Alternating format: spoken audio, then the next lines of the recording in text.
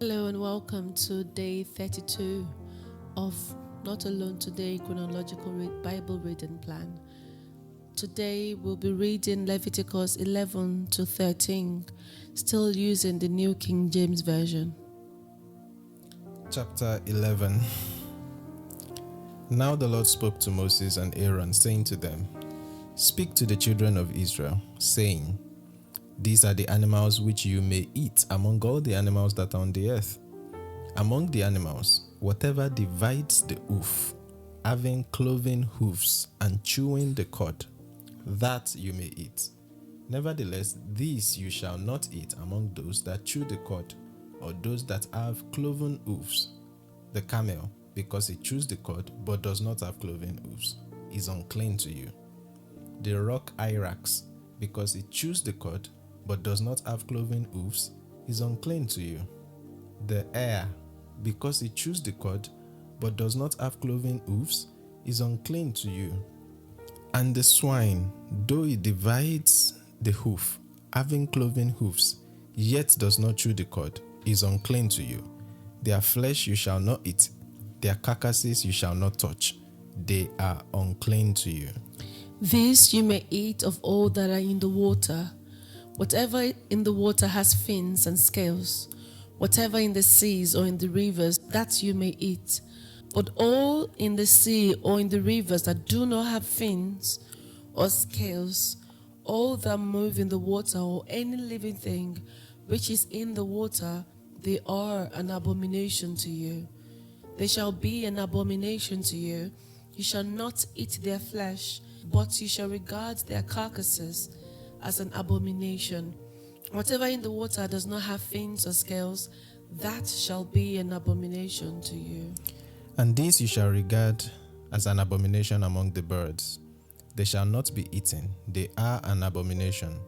The eagle, the vulture, the buzzard, the kite, and the falcon after its kind, every raven after its kind, the ostrich, the short-eared owl, the seagull, and the hawk after its kind, the little owl, the fisher owl, and the screech owl, the white owl, the jackdaw, and the carrion vulture, the stork, the heron after its kind, the hoopoe, and the bat.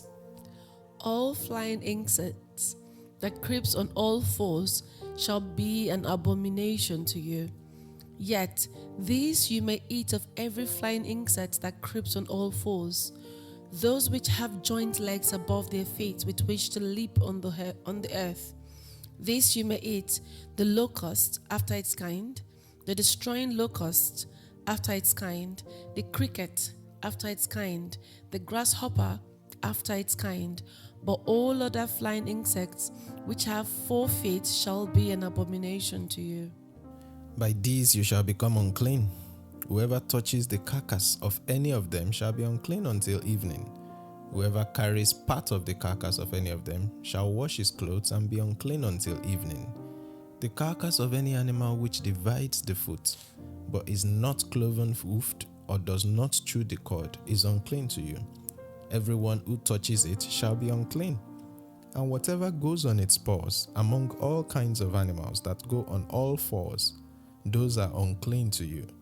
Whoever touches any such carcass shall be unclean until evening. Whoever carries any such carcass shall wash his clothes and be unclean until evening. It is unclean to you. These also shall be unclean to you among the creeping things that creep on the earth: the mole, the mouse, and the large lizard after its kind, the gecko, the monitor lizard, the sand reptile, the sand lizard, and a chameleon. These are unclean to you among all that creep. Whoever touches them when they are dead shall be unclean until evening. Anything on which any of them falls when they are dead shall be unclean, whether it is any item of wood or clothing or skin or sack. Whatever item it is, in which any work is done, it must be put in water, and it shall be unclean until evening. Then it shall be clean. Any earthen vessel into which any of them falls, you shall break. and whatever is in it shall be unclean. In such a vessel, any edible food upon which water falls becomes unclean, and any drink that may be drunk from it becomes unclean. And everything on which a part of any such carcass falls shall be unclean. Whether it is an oven or cooking stove, it shall be broken down, for they are unclean, and shall be unclean to you. Nevertheless, a spring or a cistern in which there is plenty of water shall be clean. But whatever touches any such carcass becomes unclean. And if a part of any such carcass falls on any planting seed, which is to be sown, it remains clean. And if water is put on the seed, and if a part of any such carcass falls on it, it becomes unclean to you. And if any animal which you may eat dies, he who touches its carcass shall be unclean until evening. He who eats of its carcass shall wash his clothes and be unclean until evening. He also who carries its carcass shall wash his clothes and be unclean until evening. And every creeping thing that creeps on the earth shall be an abomination. It shall not be eaten. Whatever crawls on its belly, whatever goes on all fours, or whatever has many feet among all creeping things that creep on the earth, these you shall not eat, for they are an abomination. You shall not make yourselves abominable with any creeping things that creeps, nor shall you make yourselves unclean with them, lest you be defiled by them. For I am the Lord your God. You shall therefore consecrate yourselves, and you shall be holy, for I am holy. Neither shall you defile yourselves with any creeping things that creeps on the earth, for I am the Lord who brings you up out of the land of Egypt to be your God. You shall therefore be holy, for I am holy. This is the law of the animals and the birds, and every living creature that moves in the waters, and of every creature that creeps on the earth, to distinguish between the unclean and the clean, and between the animal that may be eaten and the animal that may not be eaten. Chapter 12. Then the Lord spoke to Moses, saying, Speak to the children of Israel, saying, If a woman has conceived and born a male child, then she shall be unclean 7 days. As in the days of her customary impurity she shall be unclean. And on the 8th day the flesh of his foreskin shall be circumcised. She shall then continue in the blood of her purification 33 days. She shall not touch any hallowed thing, nor come into the sanctuary until the days of her purification are fulfilled. But if she bears a female child, then she shall be unclean 2 weeks, as in her customary impurity, and she shall continue in the blood of her purification 66 days. When the days of her purification are fulfilled, whether for a son or for a daughter, she shall bring to the priest the lamb of the first year as a burnt offering, and a young pigeon or a turtle dove as a sin offering, to the door of the tabernacle of meeting. Then he shall offer it before the Lord, and make atonement for her, and she shall be clean from the flow of her blood.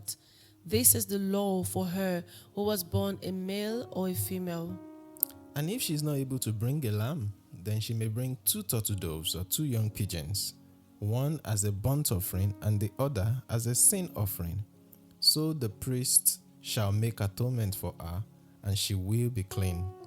Chapter 13. And the Lord spoke to Moses and Aaron, saying, When a man has on the skin of his body a swelling, a scab, or a bright spot, and it becomes on the skin of his body like a leprous sore, then it shall be brought to Aaron the priest, or to one of his sons the priests. The priest shall examine the sore on the skin of the body, and if the hair on the sore has turned white, and the sore appears to be deeper than the skin of his body, it is a leprous sore, and the priest shall examine him and pronounce him unclean. But if the bright spot is white on the skin of his body, and does not appear to be deeper than the skin, and its hair has not turned white, then the priest shall isolate the one who has the sore 7 days. And the priest shall examine him on the 7th day. And indeed, if the sore appears to be as it was, and the sore has not spread on the skin, then the priest shall isolate him another 7 days. Then the priest shall examine him again on the 7th day, and indeed, if the sore has faded, and the sore has not spread on the skin, then the priest shall pronounce him clean. It is only a scab, and he shall wash his clothes and be clean. But if the scab should at all spread over the skin, after he has been seen by the priest for his cleansing, then he shall be seen by the priest again. And if the priest sees that the scab has indeed spread on the skin, the priest shall pronounce him unclean. It is leprosy. When the leprous sore is on a person, then he shall be brought to the priest, and the priest shall examine him. And indeed, if the swelling on the skin is white, and it has turned the hair white, and there is a spot of raw flesh in the swelling, it is an old leprosy on the skin of his body. The priest shall pronounce him unclean, and he shall not isolate him, for he is unclean. And if leprosy breaks out all over the skin, and the leprosy covers all the skin of the one who has a sore, from his head to his foot, wherever the priest looks, then the priest shall consider, and indeed, if the leprosy has covered all his body, he shall pronounce him clean who has a sore. It has turned all white, he is clean. But when raw flesh appears on him, it shall be unclean. And the priest shall examine the raw flesh, and pronounce him to be unclean. For the raw flesh is unclean, it is leprosy. Or, if the raw flesh changes and turns white again, he shall come to the priest, and the priest shall examine him. And indeed, if the sore has turned white, then the priest shall pronounce him clean. Who has a sore, he is clean. If the body develops a boil in the skin and it is healed, and in the place of the boil there comes a white swelling or a bright spot, reddish white, then it shall be shown to the priest. And if, when the priest sees it, indeed it appears deeper than the skin, and its hair has turned white, the priest shall pronounce him unclean. It is a leprous sore which has broken out of the boil. But if the priest examines it, and indeed there are no white hairs in it, and it is not deeper than the skin, but has faded, then the priest shall isolate him 7 days. And if it should at all spread over the skin, then the priest shall pronounce him unclean. It is a leprous sore. But if the bright spot stays in one place and has not spread, it is the scar of the boil, and the priest shall pronounce him clean. Or if the body receives a burn on its skin by fire, and the raw flesh of the burn becomes a bright spot, reddish white or white, then the priest shall examine it. And indeed, if the hair on the bright spot has turned white, and it appears deeper than the skin, it is leprosy broken out in the burn. Therefore, the priest shall pronounce him unclean. It is a leprous sore. But if the priest examines it, and indeed there are no white hairs in the bright spot, and it is not deeper than the skin, but has faded, then the priest shall isolate him 7 days. And the priest shall examine him on the 7th day. If it has spread all over his skin, then the priest shall pronounce him unclean. It is a leprous sore. But if the bright spot stays in one place and has not spread on the skin, but has faded, it is swelling from the burn. The priest shall pronounce him clean, for it is a scar from the burn. If a man or woman has a sore on the head or the beard, then the priest shall examine the sore. And if indeed it appears deeper than the skin, and there is in it thin yellow hair, then the priest shall pronounce him unclean. It is a scaly leprosy of the head or beard. But if the priest examines the scaly sore, and indeed it does not appear deeper than the skin, and there is no black hair in it, then the priest shall isolate the one who has the scale 7 days. And on the 7th day, the priest shall examine the sore, and indeed if the scale has not spread and there is no yellow hair in it, and the scale does not appear deeper than the skin, he shall shave himself, but the scale he shall not shave. And the priest shall isolate the one who has the scale another 7 days. On the seventh day, the priest shall examine the scale, and indeed, if the scale has not spread over the skin and does not appear deeper than the skin, then the priest shall pronounce him clean. He shall wash his clothes and be clean. But if the scale should at all spread over the skin after his cleansing, then the priest shall examine him. And indeed, if the scale has spread over the skin, the priest need not seek for yellow hair. He is unclean. But if the scale appears to be at a standstill, and there is a black hair grown up in it, the scale has healed. He is clean, and the priest shall pronounce him clean. If a man or a woman has bright spots on the skin of the body, specifically white bright spots, then the priest shall look, and indeed, if the bright spots on the skin of the body are dull white, it is a white spot that grows on the skin. He is clean. As for the man whose hair has fallen from his head, he is bald, but he is clean. He whose hair has fallen from his forehead, he is bald on the forehead, but he is clean.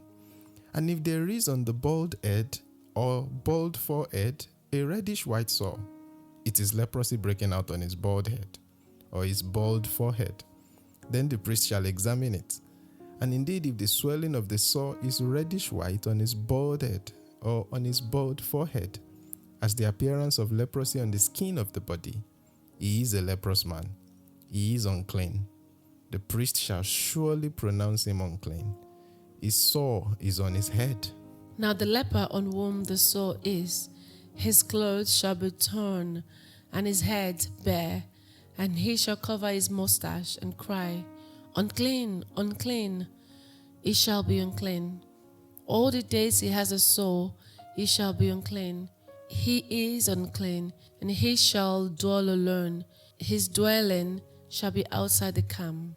Also, if a garment has a leprous plague in it, whether it is a woolen garment or a linen garment, whether it is in the warp or woof of linen or wool, whether in leather or in anything made of leather, and if the plague is greenish or reddish in the garment or in the leather, whether in the warp or in the woof, or in anything made of leather, it is a leprous plague, and shall be shown to the priest. The priest shall examine the plague and isolate that which has the plague 7 days. And he shall examine the plague on the seventh day. If the plague has spread in the garment, either in the warp or in the woof, in the leather or in anything made of leather, the plague is an active leprosy. It is unclean. Shall therefore burn that garment in which is the plague, whether warp or woof, in wool or in linen, or anything of leather, for it is an active leprosy. The garment shall be burned in the fire.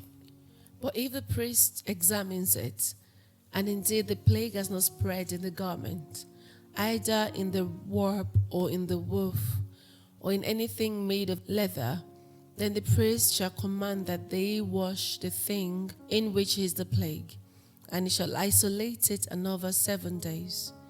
Then the priest shall examine the plague after it has been washed. And indeed, if the plague has not changed its color, though the plague has not spread, it is unclean, and he shall burn it in the fire. It continues eating away, whether the damage is outside or inside. If the priest examines it, and indeed the plague has faded after washing it, then he shall tear it out of the garment, whether or not the warp or out of the woof, or out of the leather. But if it appears again in the garment, either in the warp or in the woof, or in anything made of leather, it is a spreading plague. You shall burn it with fire, that in which is the plague. And if you wash the garment, either warp or woof, or whether it is made of leather, if the plague has disappeared from it, then it shall be washed a second time, and shall be clean. This is the law of the leprous plague in a garment of wool or linen, either in the warp or woof, or in anything made of leather, to pronounce it clean or to pronounce it unclean. This is the word of the Lord. Thanks be to God. Interesting. Chapter 11 is about clean and unclean animals. We were told about animals with hooves, ones with cloven foot, and ones that chew the cud. And then animals in water.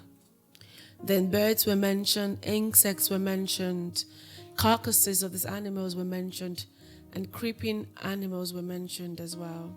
And then chapter 12 was about purification after childbirth. It was quite short, and it depends on whether a woman has a female child or a male child. Then chapter 13 was mainly about leprosy and how to look out for it, and what is leprous and what is a sore, and even leprosy on clothes as well. So what stood out to you in chapter 11? I'm trying to put myself in the shoes of the Israelites, and we've just come out of Egypt. Yes, we were slaves, but we had a bit of freedom in terms of, you can do whatever you want in terms of day-to-day life, what you eat, what you drink, and things like that. And now you're in the wilderness, and you've experienced some terrible things in righteousness. Mm-hmm. You've seen mountains shake. You've received some 10 commandments, and you thought, okay, yeah, 10 we can manage. But now there are more and more and more. You shall not do this, you shall do that. Some people will be clean, some people will be unclean. I'm just wondering on the receiving end how they are taking all these instructions as they are coming to them. But of course, I understand that the principle that God is trying to drum into them, if they are yet to, and it looks like they are yet to get it, and will be the case for the most part of the Old Testament, is that they are separate, they are different from any other group of people, any other people groups in the world, because God has chosen them in some sense as a test population for the rest of the world, really. So I can say that now because we are looking back and taking all of this in context. But when you just look at all this, don't eat this one, eat that one, and all these things. And of course, again, in the African cultural context, there are many carryovers from this. There are many beliefs from one ethnicity to the other of certain animals you can eat, certain animals you shouldn't eat, and things like that. But it's definitely not necessarily the same kind of list that we have in chapter 11. But yeah, that's what kept going through my mind. Like, the people might just be wondering, is this not getting too much? When does this stop? With all these restrictions and restrictions and restrictions, and yeah. How about you? So firstly, when God created animals in Genesis 1, he pronounced them good. Yeah. When he told Adam and Eve not to eat from the Garden of Eden, he told them the consequences. But in Leviticus 11, there was no reasoning given for why some animals were classed as clean and why some were classed unclean. And I read a commentary, I think in Nevercott, that there's been many theories by commentators on this. Some think the reason God did it that way is because, for example, the animals in water, the ones with fin are more healthy to eat, whilst fishes without fin or scales are mostly poisonous. So there have been lots of things, but their conclusion was that we don't understand why. And it's good to accept our limited understanding, and that the purpose of all of these commands wasn't exactly for them to understand, but to obey. It's like an order of holiness. This is what I'm bringing you into. And it made it easy. So limiting the animals they kill to a few makes population of other animals grow, isn't it? Like, it's, in a sense, it makes sense, but practically it might not make sense. But our bit is not to say what makes sense or what not makes sense. But our bit is to say, okay, God. What stood out to you in 12? Yeah, the ritual after childbirth. The major takeaway for me is, why should it be that when a woman has a male child, she's unclean for 7 days, but if it is a female child, she's unclean for double the number of that? And that, She shall continue in the blood of her purification for twice as much if it's a female child than for a male child. Again, I don't know why. But yeah, that was just striking. And it's good that it's only the mother that is unclean. At least the child is clean. Anything stood out to you in chapter 12? I think the part that stood out to me was how she's able to also come to the door of the tabernacle of meeting. You know, all the while they've been saying it. Mm-hmm. They've not specifically said, like when people come bring their offering, I've not ready to be whether a man or a woman. I've ready to be like men. Also doing it on behalf of their family. But if she is able to come to the door of the tabernacle to ask for atonement for uncleanliness, that sounds good. So we all get equal participation in this access. thing. Yes. Okay. Interesting. Yeah. Yeah. So chapter 13, the part that got me there, which I think tells us the heart of God to some extent about all these laws, is when he says that, when someone is leprous and the person is leprous all over, then the person is clean. I was expecting that's the kind of person that you banish to the uttermost.